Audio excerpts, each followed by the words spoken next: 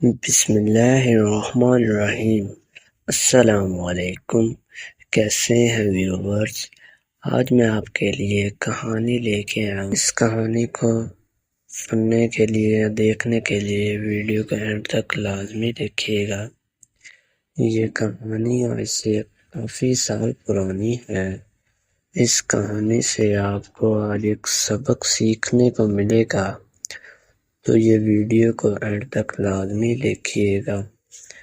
ایک گاؤں میں ایک شخص رہتا تھا، اس کا نام آغا تھا۔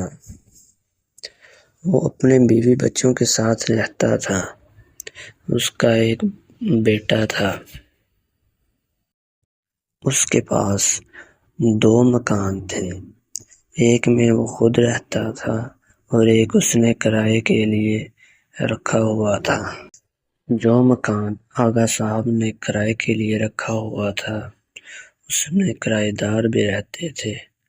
آغا صاحب کرایہ لینے کے لیے دسمبر کی 8 تاریخ کو کرایہ دار کے گھر گئے۔ آغا صاحب نے کرایہ لینے کے لیے دروازہ کھٹکھٹایا تو کرایہ دار وہاں موجود نہ تھے، بلکہ ان کی جگہ ایک خطرناک شخص جو بہت عجیب دکھنے والا تھا، وہ باہر آیا اور اس نے آغا صاحب کو بتایا کہ وہ اس مکان کا نیا مالک بن گیا ہے۔ آغا صاحب کو یہ سن کر زور کا دھچکا لگا۔ اس عجیب دکھنے والے شخص نے آغا صاحب کے مکان پر قبضہ کر لیا تھا۔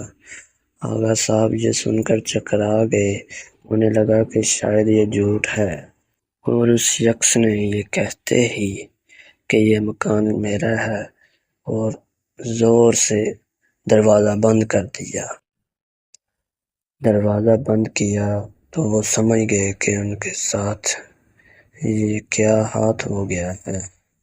اس کے بعد ان کی زندگی مشکل سے مشکل تر ہوتی گئی۔ انہوں نے ہر ممکن کوشش کر لی، ہر دروازہ کھٹکھٹایا، ہر پاس والے ہمسائے گاؤں والے لوگوں کو بتایا کہ میرے مکان کے ساتھ ایسے ہو گیا ہے، لیکن کوئی نہ ان کا گواہ بن سکا۔ پولیس کے پاس رپورٹ درج کروائی تو بھی کچھ نہ ہوا۔ قبضہ کرنے والے شخص نے ایسے کاغذات بنائے ہوئے تھے کہ وہ ان کا توڑ نہیں ڈھونڈ پا رہے تھے۔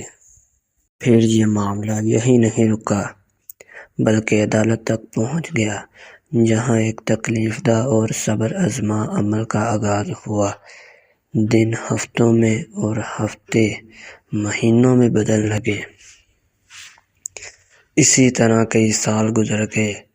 آغا صاحب کے پاس جو کچھ تھا انہوں نے اس مقدمے پر لگا دیا تھا۔ پھر آہستہ آہستہ کر کے گھر کے زیورات اور گھر کی قیمتی اشیاء بیچنا شروع کر دیں اور اس مقدمے پر لگانا شروع کر دیں۔ آخر میں قرض لیا مگر نتیجہ کچھ نہ نکلا۔ ان چند سالوں نے ان کی کمر توڑ کر رکھ دی۔ انہیں احساس ہونے لگا کہ ان کی زندگی میں اس مقدمے کا فیصلہ نہیں ہو سکتا۔ ان حالات میں ان کی اہلیہ ہی تھی جو ان کا حوصلہ بڑھاتی اور صبر کرنے کا کہتی۔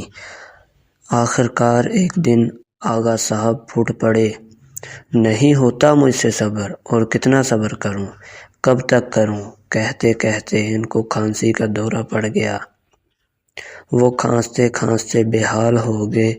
اہلیہ پانی لینے دوڑی اور ان کا بیٹا احمد بھاگتا ہوا آیا اور ان کی پیٹھ سہلانے لگا۔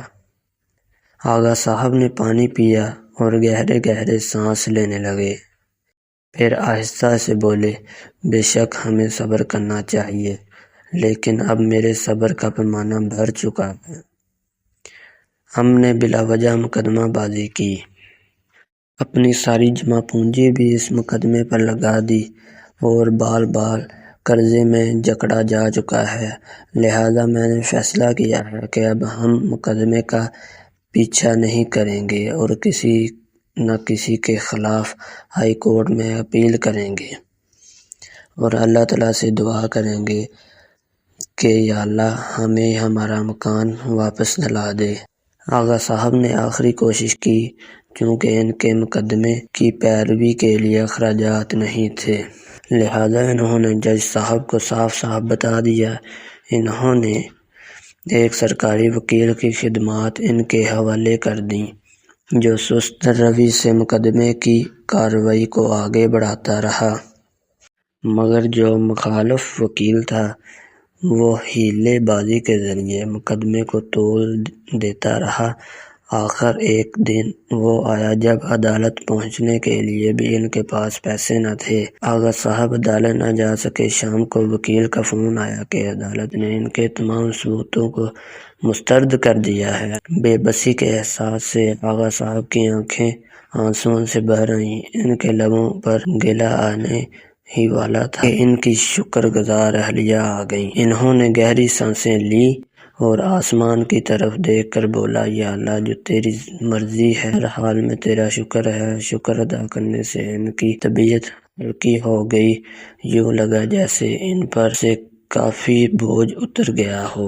جس مشکل نے انہیں اس پریشانی میں ڈالا ہوا تھا، اپنے سارے معاملات انہوں نے خدا کے حوالے کر دیے تھے۔ آخرکار انہیں اس کا صلہ بھی ملا۔ اگلے دن وکیل ان کو لینے گھر آیا۔ وہ بہت خوش تھا۔ اس نے گرم جوشی سے آغا صاحب سے ہاتھ ملایا اور ان کو خوشخبری سنائی کہ جس پراپرٹی ڈیلر نے ان سے دھوکہ کیا ہوا تھا، اس کو دل کا دورہ پڑا۔ اس نے مرنے سے پہلے اعتراف جرم کر لیا، جس سے مقدمہ ان کے حق میں ہو گیا ہے اور جلد ان کا مکان انہیں واپس ملنے والا ہے۔ یہ خبر سن کر آغا صاحب اتنا روئے کہ آنسو تھامنا مشکل ہو گئے۔ ان کی آزمائش ختم ہو گئی تھی۔ اللہ تعالیٰ نے انہیں اس پریشانی سے نکال لیا۔ یہی ان کے صبر کا انعام تھا، جو اللہ پاک نے انہیں صبر کے ذریعے واپس عطا کیا۔ اس لیے ہمیں بھی چاہیے کہ صبر سے کام لینا چاہیے۔ ہرگز ہر کام کو جلدی سے نہیں کرنا چاہیے، صحیح وقت آنے پر کیا جائے تاکہ ہمیں بھی صبر کا پھل اچھے طریقے سے مل سکے۔ جزاک اللہ جی۔ ایسی ویڈیوز دیکھنے کے لیے ہمارے چینل کو سبسکرائب کریں، کیونکہ آگے ایسی ہی ویڈیو میں آپ کے لیے لاتا رہوں گا۔ ایسی ہی کہانیاں آپ کو سننے کو ملیں گی۔ اللہ حافظ۔